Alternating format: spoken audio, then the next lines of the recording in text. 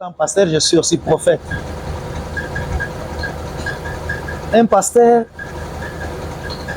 le ministère pastoral n'est pas donné à tout le monde. Celui qu'on donne le ministère pastoral, il faut qu'il soit équipé. Mutema munene, mutema ya pio. Un pasteur, c'est celui qui écoute beaucoup, mais qui parle peu. Un pasteur doit avoir de grosses oreilles, mais il doit avoir une petite bouche. C'est pourquoi il y a des églises qui ont connu des scandales, puisqu'il y a des évangélistes, il y a des prophètes, il y a des apôtres qui se sont faits pasteurs. Et scandale et acte. Il y a des apôtres, ils installent des églises, ils s'en vont. Il y a des prophètes, ils prophétisent, ils s'en vont. Mais il y a les pasteurs qui restent là pour paître les brebis du Seigneur. Le pasteur est très important. Vous savez, même Jésus lui-même, il n'a pas dit je suis le bon évangéliste. Il n'a pas dit je suis le bon prophète. Il n'a pas dit je suis le bon apôtre. Mais il dit je suis le bon berger. C'est-à-dire je suis le bon pasteur. Et à l'objet, le bon berger donne sa vie pour ses brebis. Le bon berger donne sa vie pour les autres. Donc, mutu sauter à cause de la pasteur. Et c'est pour la cause de la pasteur, il faut la qualité. Pour la cause de la pasteur, il faut mutema. D'ailleurs, moi je dis toujours qu'un pasteur m'appelle ça que mutema bo maman. Il y a kolinga bana nyoso et puis na degré moko. C'est ça comme na bolingo na ba étape au bomi église. Et moi en étant pasteur, je dois supporter les caprices de tout le monde. En tout cas, pasteur Jérémy, vous avez dit tout ce qu'il fallait dire sur comment doit sur qui peut être un chrétien. Là, c'était la question de savoir comment devenir un pasteur et quelle est la mission d'un pasteur. Merci beaucoup. Monsieur les journalistes, vous allez comprendre que on ne devient pas pasteur puisqu'on a l'argent. On ne devient pas pasteur puisqu'on a les gens qui s'appuient derrière toi, mon pas ou tout ça. On ne devient pas pasteur puisque moi aussi je prêche la parole de Dieu. Le pastorat, c'est une vocation. Il faut vraiment que vous soyez appelés. Donc on ne peut pas devenir, on se réveille le matin que je suis pasteur. Non, non. Et on ne devient pas pasteur puisqu'on a fait la théologie. C'est une erreur que je vois dans beaucoup des églises. Batindio, quelque chose la théologie, aussi théologie, oye, comme pasteur. Non, tu n'es pas pasteur. Tu es licencié en théologie comme moi je suis licencié en droit. C'est pourquoi, quand aux ont commis licenciés en théologie, pasteur, ils sont en train de commettre des erreurs. Puisque un pasteur, Dieu lui-même lui donne la façon de couvrir ses brebis. Oui, vous savez David, Zamba Salié, pasteur, il doit garder les brebis de son père.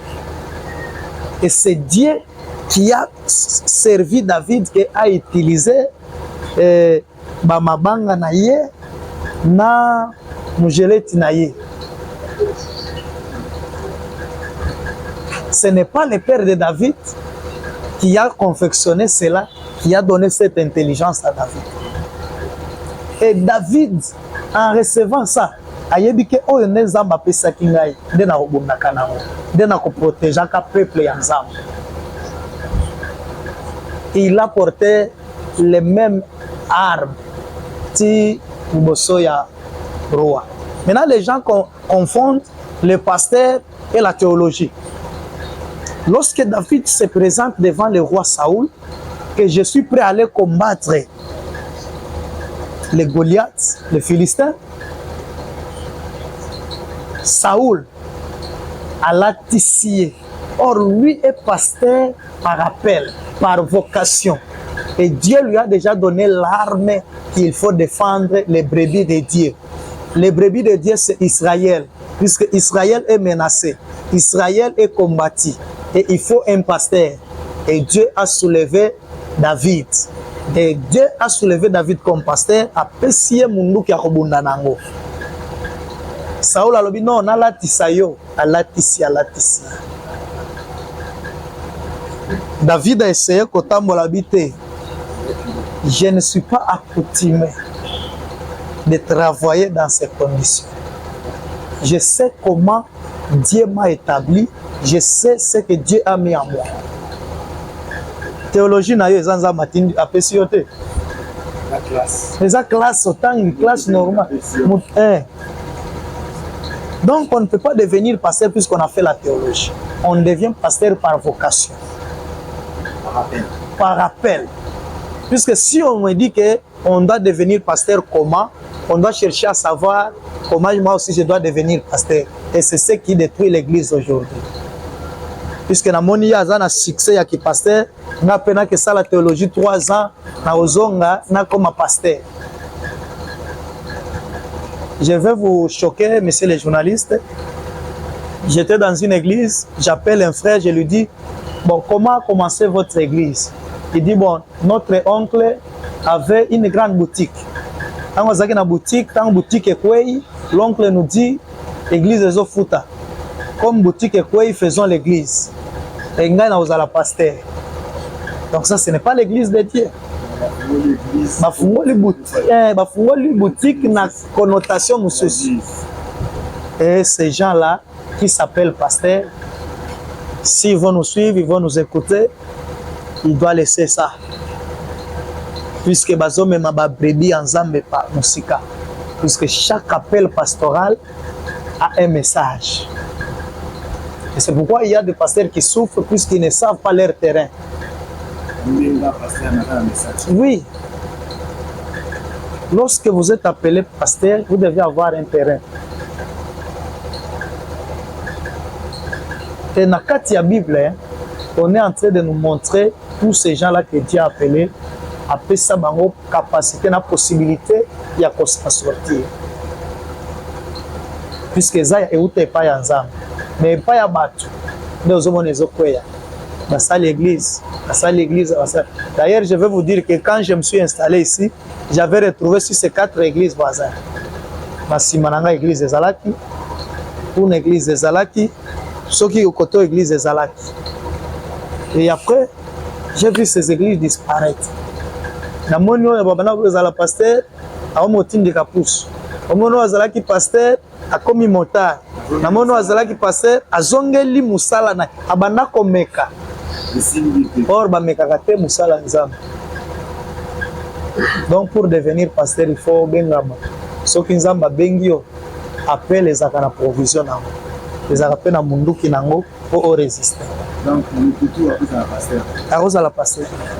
C'est très important. Parce que nous voulons passer dans la théologie. On passe à l'école dans ce comportement. Alors, est-ce que le groupe de ce en son ligne, passer doit se comporter? Comment la passer doit se comporter? Parce que comme l'impression que théologie, peut-être ça va passer de l'autre passer doit se comporter. Parce que là, on va expliquer que ça va nous donner. Les personnes doivent respecter, les personnes doivent respecter la langue. D'ailleurs, posez-moi à la télévision, comment beaucoup de pasteurs, voilà, soi-disant réécouter, venir un peu par-ci, par-là, se comporter, et puis vous oubliez comme ça là, il y a un exemple, vous va te donner, comment le verra, en tout cas, dans la bonne de la pasteur. Au pasteur, on va à ça là, il va fancy. Soi-disant, on va passer à la théologie, on va la diplôme, en soi, comportement, voilà, et qui passe au deuxième moment, la 4 finalité. Alors, Comment pasteur il va se comporter? Merci beaucoup. Et un pasteur, c'est quelqu'un qui a l'honneur de Dieu. Un pasteur, azali oyo, nzambe azotalela ye. Oyebi lelo toza na compétition. Lelo toza na campagne. Diable azoluka ko recruter ba oya ye puisque alingi ko kendeli felo ye moko te.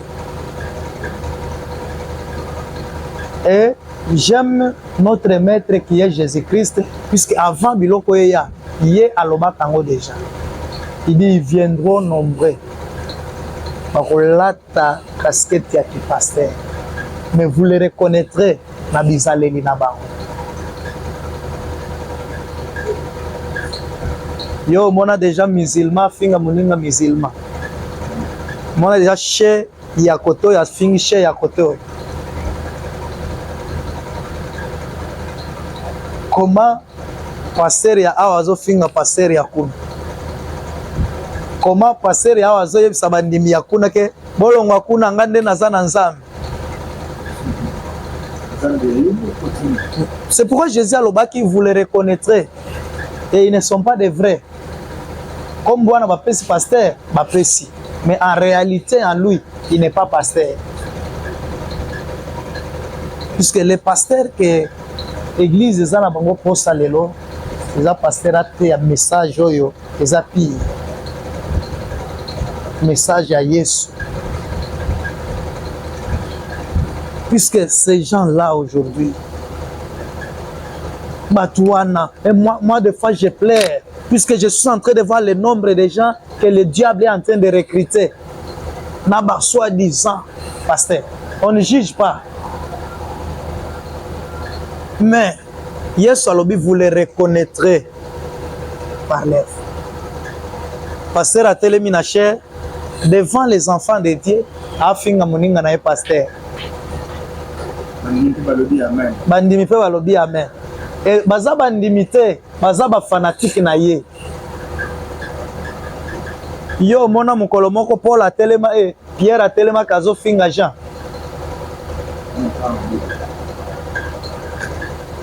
Yesu atindaki bango bakei, bazongi bango nyonso bapesi rapport.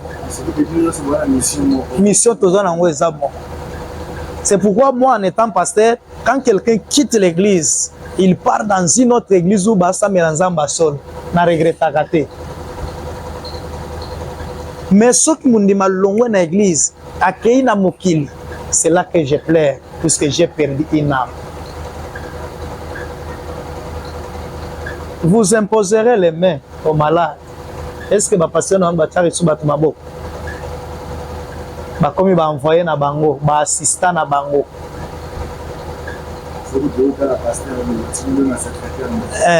Pour que mon pasteur, il faut pas que me bon. Place nini Yesu asenga bon. Puisque tous un modèle, un zambazo ibsa Moïse a sala hôtel selon modèle ya Lola. Et nous sommes les modèles de Christ. Nous avons reçu mandat de Christ. Wapi Yesu babana kutu amso basimba na babilamba na ndenga sima. Ba pasteur bayaka lisusu ere akil tete ya ka era kote. Ya azana posa kotubela te. Pasteur azate peut-être azana bureau na ya zomela secret. Ya koyaka erwana babenga dadi. Et puis na mitunaka un journal, monsieur les journalistes. Nous sommes un pays francophone. Dadi la kisi papa. Mais pourquoi Dadi est comme un impact que père? Puisque le diable s'est infiltré. Tozana ba pasteur infiltré, tozana bandimi ba pagano. Des gens qui ne croient plus en Jésus-Christ, mais qui croient en pasteur.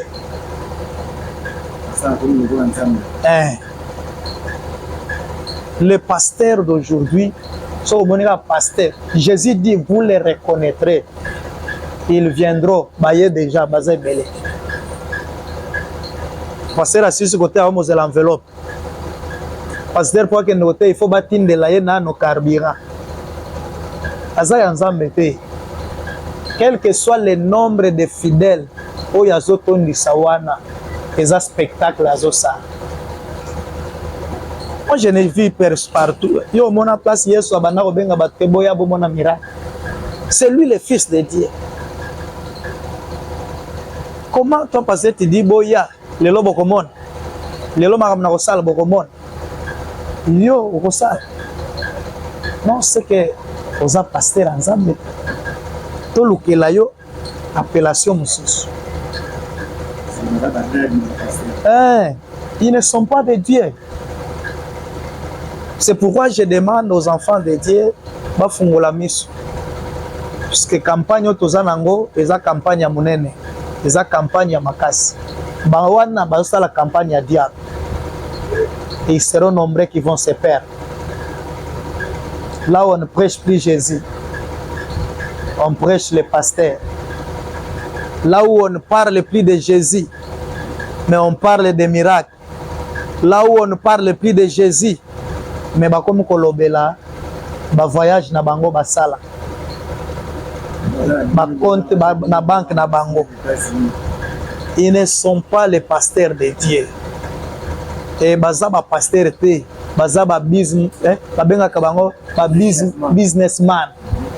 Ils se font de l'argent, mais en soi baza sima ya liloba na nzambe mpona ko se faire de l'argent. Bana nzambe bofungola miso. Il faut voir wapi kotia makolo.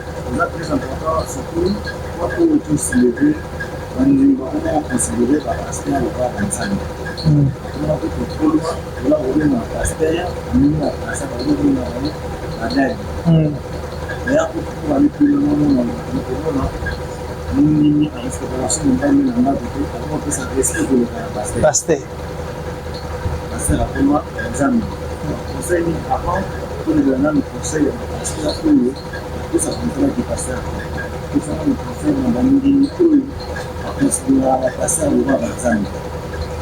Merci beaucoup, monsieur le journaliste. Ngai na église awa na lobaka boye.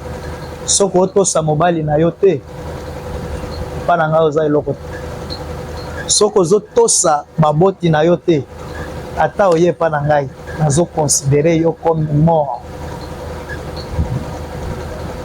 Puisque nous devons prêcher ces gens-là. Et vous, les enfants de Dieu qui nous suivez,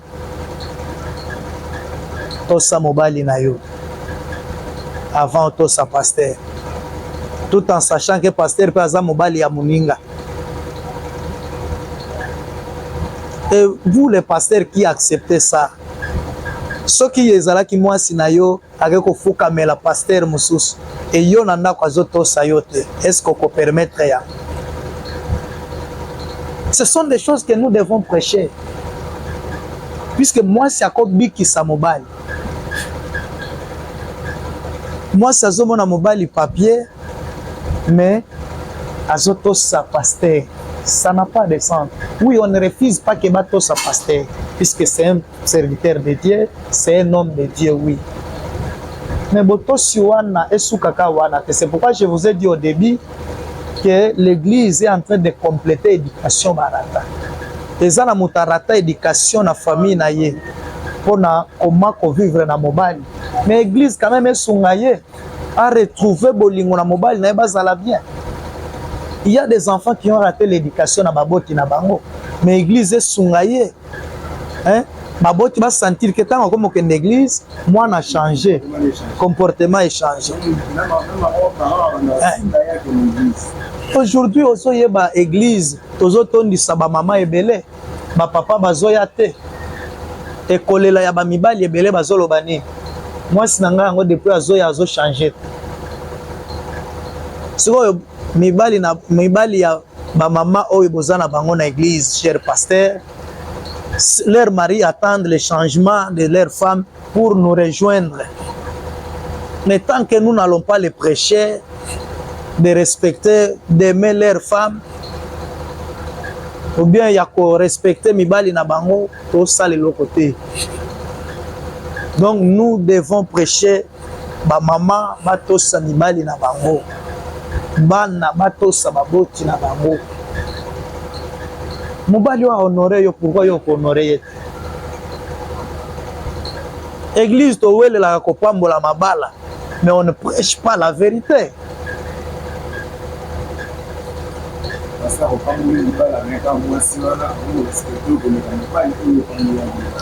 Ça n'a pas de sens. Donc, nous devons dire au pasteur que l'honneur doit être à Jésus. C'est à Jésus que nous devons honorer. C'est à Jésus que nous devons élever. C'est à Jésus que nous devons tout donner la gloire. Et biso, bien. Cela dépend aussi de la mission du pasteur et aussi de la mission de l'Église vis-à-vis de l'État. Il faut tout sunga communauté. Église, il faut sunga communauté. L'église qui a un rôle et à moment. Merci pasteur. Nous aussi concerne la méconnaissance, la pasteur, la façon où ça nous sert la maman, ça peut tenir compte de nous exactement important au niveau là. Pour éduquer les inimigos, la joie, c'est ce qu'on a la guinée par rapport à la pasteur ou la jolie de ce ministère. La pasteur ou la jolie de la pasteur, l'autre, la pasteur, nous avons fait l'église. Nous avons fait l'église, tout à l'heure, on a passé la jolie de l'église, nous avons fait l'église.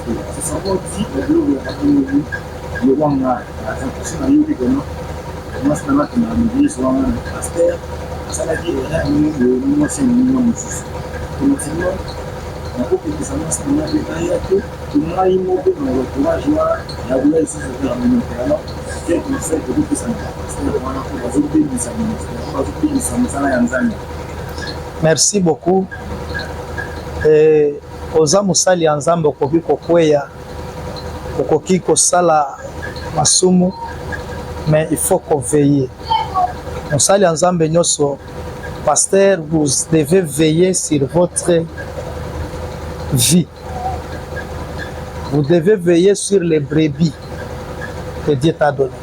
Vous savez, nous avons étudié la pédagogie, la psychologie, la humanité. Mon professeur me disait, et ça c'est vrai, quand un enseignant couche avec son élève, même si l'enseignant est debout, cet élève-là a zomona umutakala nenga mona umbozala kinaye.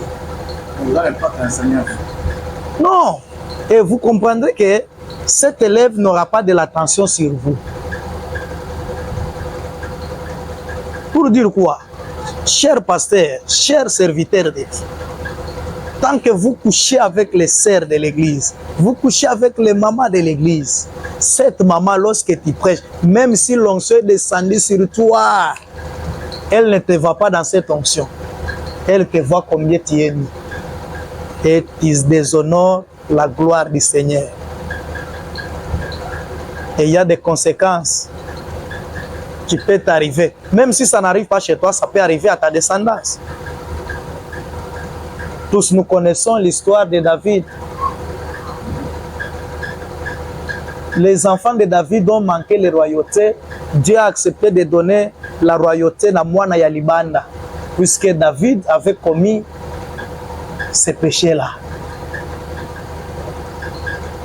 Les pasteurs considèrent et les mamans et les sœurs comme vos propres enfants.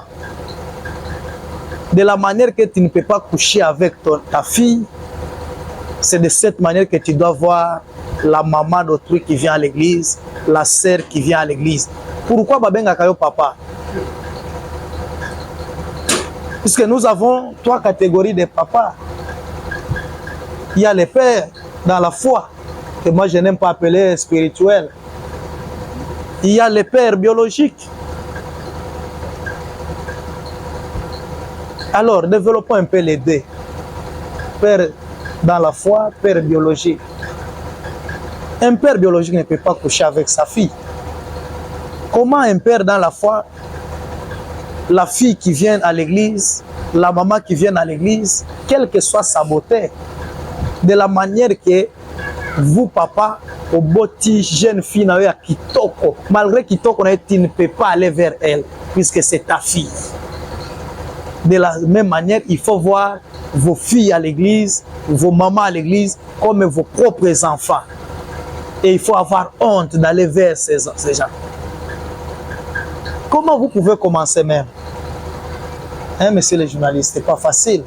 Je ne sais pas s'ils utilisent quelle magie. Les gens qui t'appellent papa, quand même au salier court.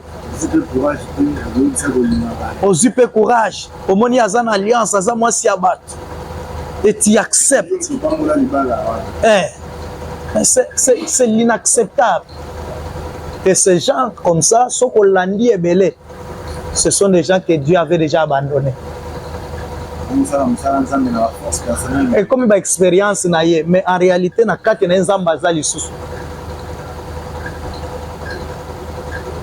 cette question avait suscité débat. Quelqu'un m'avait posé la question, mais pasteur, comment lui est appelé après au lobby Nzambaza sur la carte naïté? Mais qu'est-ce que Dieu dit? Lorsque Nzambaza est à Samuel, que j'ai rejeté Saoul. Or, Saoul a zalaki ouin mafuta. Nzamba boakisi. Puisque mon état moleli naye, ils ont cadré le sous-souté. Nzamba bino na longoli. Nous, il y a des pasteurs comme ça, oui, abandonnent Nzamba. Mais biloko comme il sala est déterminé que Nzamba est sur la carte naïté. Donc, nous devons changer et nous devons protéger les enfants de Dieu qui viennent à l'église. Quelle que soit leur catégorie. Les jeunes sœurs, les mamans, les femmes d'autrui, il faut les protéger. Puisque la mission bazoya et panayo, les aïtola qui sabangon zela yesu. Et ceux qui ont moulakisi, comme on a bango basi, ça ne sera pas bien. Tout le monde, vous allez vous perdre. Et makila ya bana wana, et vous allez réclamer na mutu na yo mi bengi pasteur, mais au changer directive ya bana nza. En tout cas, dans le bureau pasteur, voilà. Moi-même, on va un droit de la conseil parce que je n'ai pas été appelé pour ça. Voilà pourquoi on a demandé à pasteur Jérémy de tout ça nous conseille par rapport à la façon de se comporter. Le délai de tout ça ministère dans le quand on parle de l'église, de la racine militaire, vous allez tout le monde nous sauver. Alors, si je leur suis demandé quelque chose en tout cas, de la l'église, il y a un peu de la qui s'est là et de la lorsque nous avons une église, nous sommes passés à une place de l'église. Nous avons une église. On a un comportement à passer à tout. Là-bas, nous avons des signes à nous. Tout ça, nous avons bâti l'église. Ensuite, c'est tout ça, on va passer à l'église. Donc, nous avons fait la place, il y a passer à la berger. Passer à la berger, on ne peut pas être dans l'église. Donc, nous sommes dans l'église. Là, on va faire la saline, la lignée, et ça dit que le salarié, et que les personnes de l'essor de plus, le salarié et votre contact avec le parce que la Bible a bien dit que faites de toutes les nations les disciples. Au lieu de passer à faire les disciples, vous ça la base, sinon c'est la église nationale. On a vu que c'est pas disciple, non, c'est pas disciple à un donc, nous sommes là, je pense que nous sommes ici il y a 6 ans. Il y avait une question qui était posée derrière la caméra par notre manager pour savoir la vraie, c'est quoi la vraie Bible? Pour les lots, nous avons la vraie Bible, les Bible dans la Vatican. Moi, il nous avons la recherche, soi-disant, Bible, sur le livre, l'encyclopédie des élus, les gens qui sont là, nous voilà, nous avons déplacé à mon achat. Mais si comme là devant, on a une Bible pour aussi dans le monde. En tout cas, passer à l'île, c'est une vraie Bible, la Bible. On va comment il part à catholique, il part à témoin de Jéhovah, pour Bible sur les amis. Merci beaucoup, messieurs les journalistes. Vous savez, c'est un débat qui fait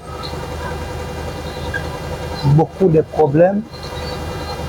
D'ailleurs, vous allez comprendre que dans la doctrine de notre Église, nous disons que notre seul livre que nous utilisons et que nous acceptons, c'est la Bible. Et les gens, connaissant les temps et la saison où nous sommes, veulent embrouiller les gens avec les débats de la Bible. Oui, j'étais en train de dire que la Bible en soi, c'est cette Bible qui comprend au moins 39 livres pour l'Ancien Testament et 27 pour le Nouveau Testament. C'est la vraie Bible que nous utilisons. Le reste là, ce sont des versions. Vous allez comprendre que, comme par exemple la Bible ici, Thomson, vous comprendrez que c'est la version Louis II qui a été révisée, dite à la colombe. Donc l'Ancien Testament et le Nouveau Testament.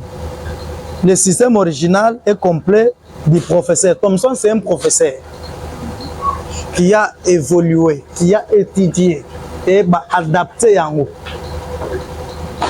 Ce n'est pas que Babaki Biloko, Bazongi Biloko. Ce n'est pas que la nouvelle Bible est Zao et Zanani. Non. Donc, il n'y a pas de faux et de vraie Bible. Non, là, je ne dis pas comme ça. Il y a des versions qu'on est en train de changer pour ramener les gens à ne pas comprendre. Puisque le diable est en train de nous amener à comprendre ma comité.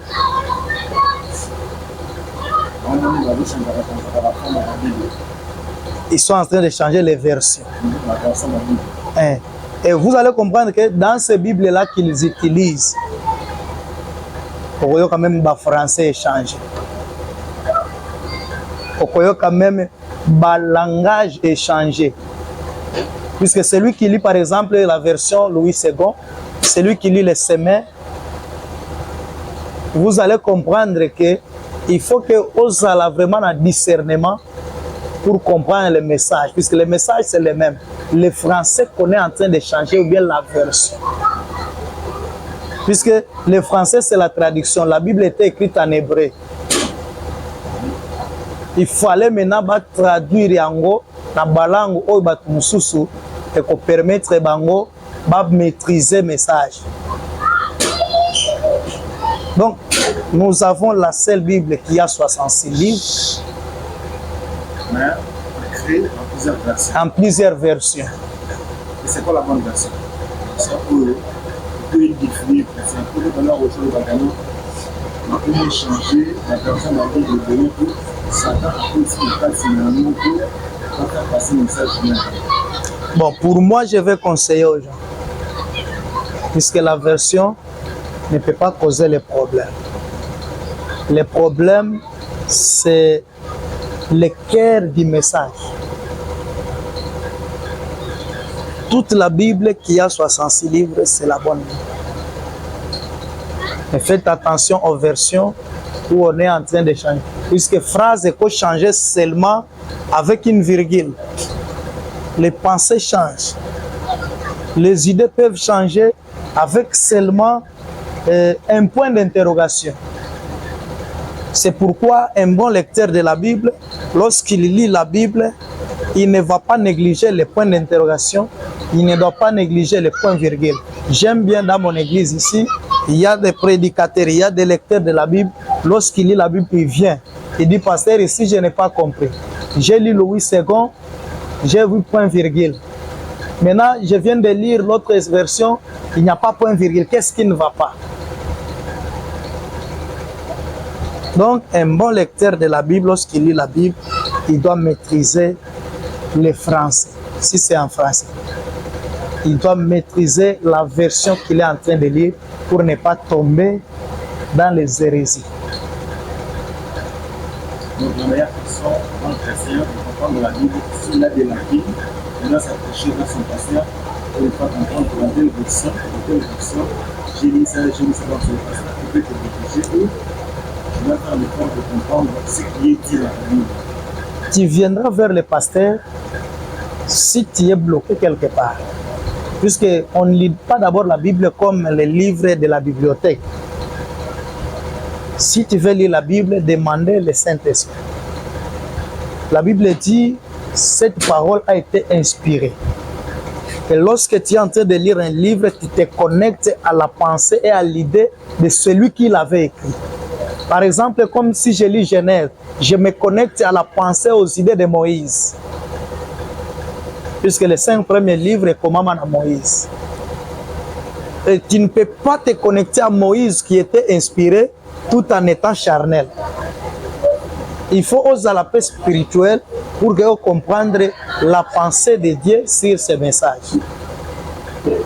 Parce que une question, avant de construire l'émission, pourquoi on dit, je veux dire en Lingala, peut-être que tout le monde Bible des âmes de l'IANU.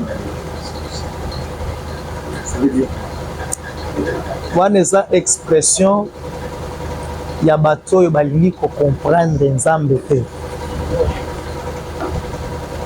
Bible eza mino mbeli ya mino mibale, puisque même moi qui prêche la parole ici, ce que je parle, ça peut me revenir. Mais c'est ce que beaucoup de serviteurs et de lecteurs de la Bible, de prédicateurs, oublient. Lorsqu'il prêche, il pense qu'il est en train de prêcher ceux qui sont en face de lui. même quand il se prêche aussi. Des fois, makambo nyonso ezongela yo moko. Laissez le péché. Est-ce que toi, tu as déjà laissé le péché? Et il y a des gens qui lisent la Bible pour prêcher les autres. Mais quand on parle de la méditation, c'est chercher à comprendre la volonté parfaite de Dieu à travers sa parole.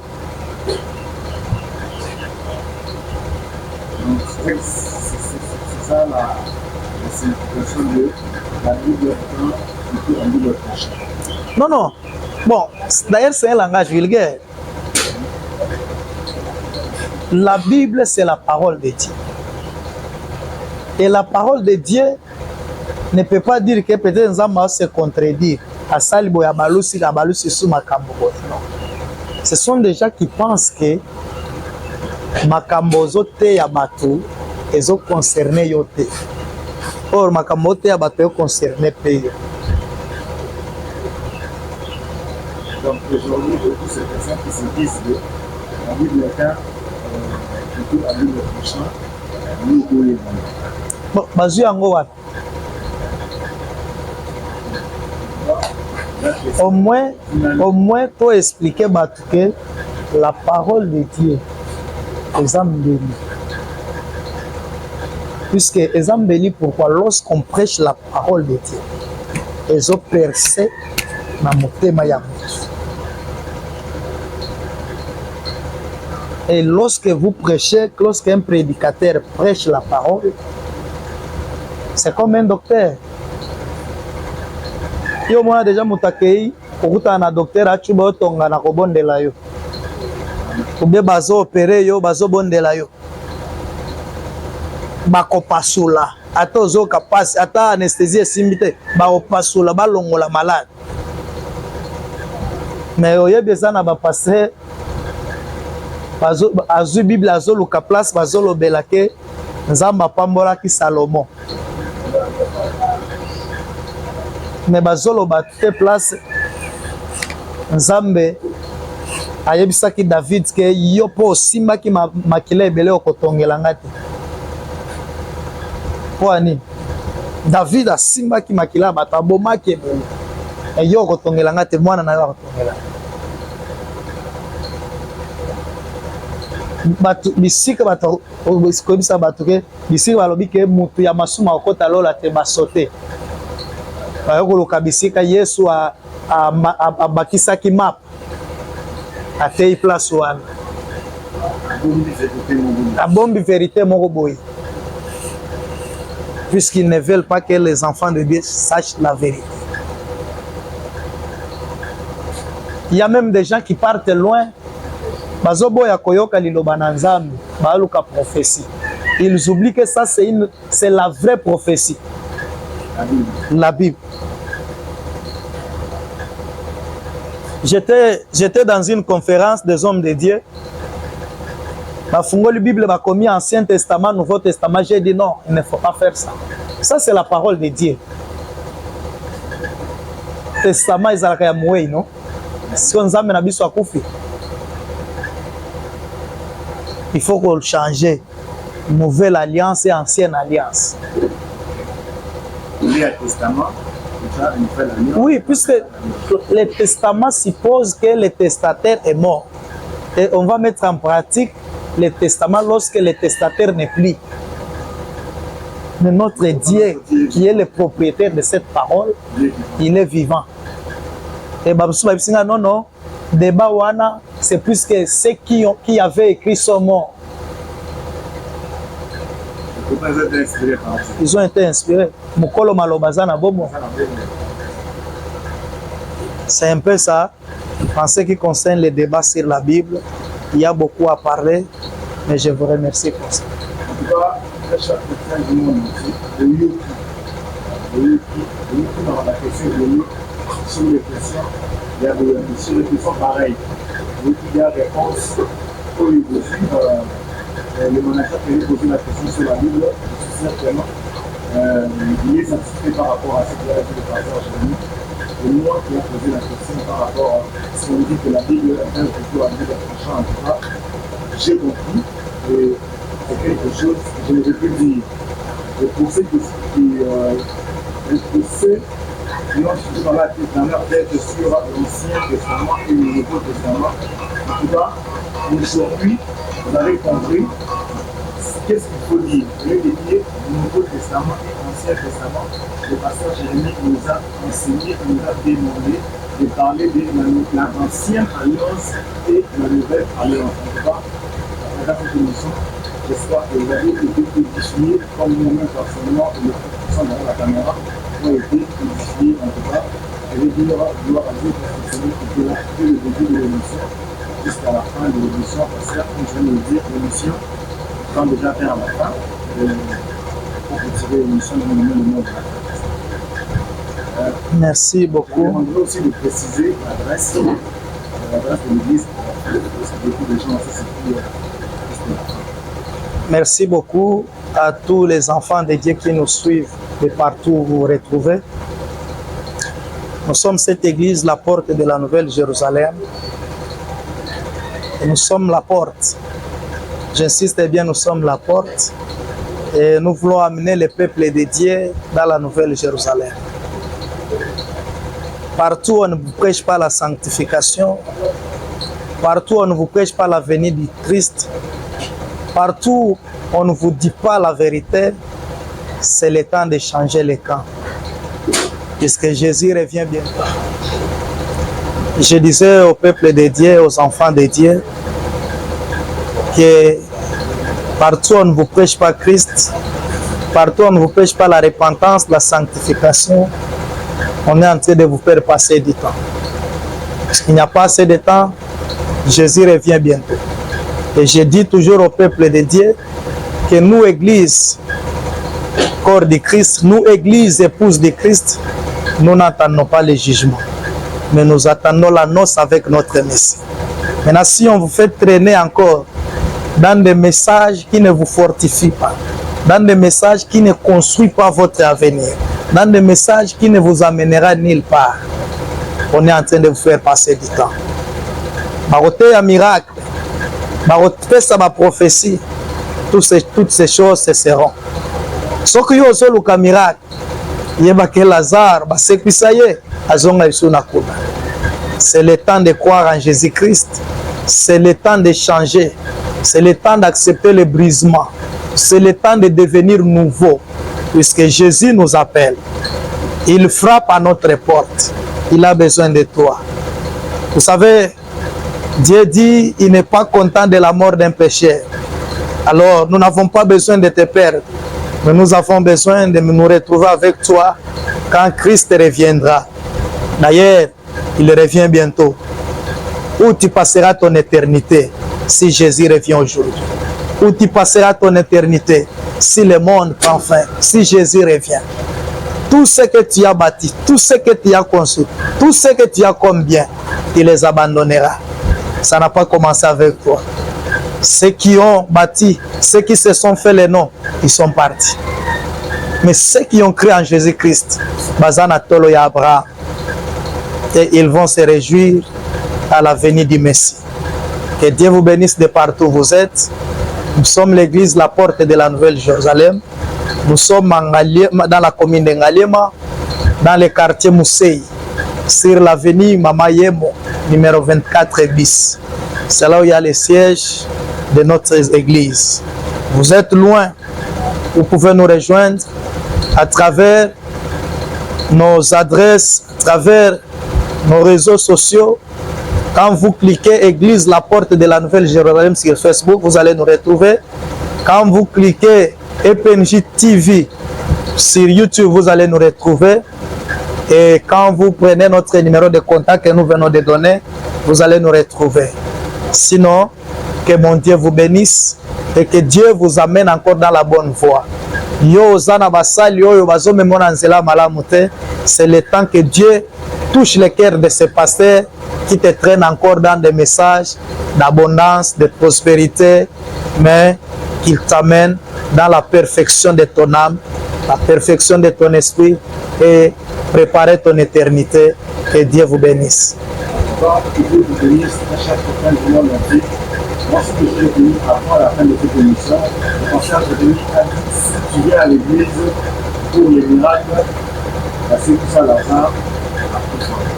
Donc, il y a une église qu'on a vu sur notre malade, une église où on n'a pas pas, où je vois plus place mon corps, comment on dit, en l'air. Voilà. On est passé dans l'église, surtout les autres places où il y a beaucoup en abondance. Donc, il y a eu la prochaine offrande, on est pas fini, on ne peut pas rentrer de souiller ton âme. Vous avez les assumer parce que pour Bazou, il m'a dit que nous allons aller pour faire autre chose, il y a pas de chemin.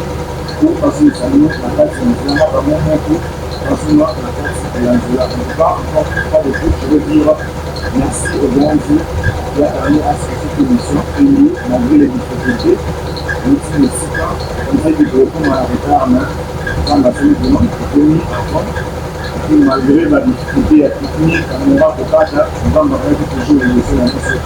En tout cas, je veux dire un grand merci à mon manager, Edouard Bisseni. Je veux aussi dire un grand merci à notre manager encore, M. Kaplota, sans oublier notre frère, le pape des images derrière la caméra. Un grand merci passage venu de nous avoir ici au sein de l'église. Au départ, notre fille aussi va être par rapport à la vision et à année à visibilité. En tout cas, l'émission qui sur la question du monde entier, le corps, le monde entier, nous confirmons que nous serons derrière pour vous accompagner dans la vision de l'année qui est l'année de la visibilité. En tout cas, dans la prochaine émission, séminaire, peu importe où vous pouvez organiser, en tout cas, une émission qui sur la question du monde entier, ce sera toujours le temps derrière pour vous accompagner. Encore une fois de plus, je vous dis merci et je dis merci à toute la communauté de l'influence d'assister à hier ma communication. Donc, je vais aussi dire un grand merci à tous les frères qui sont derrière la caméra. Et retrouvons à la prochaine du monde.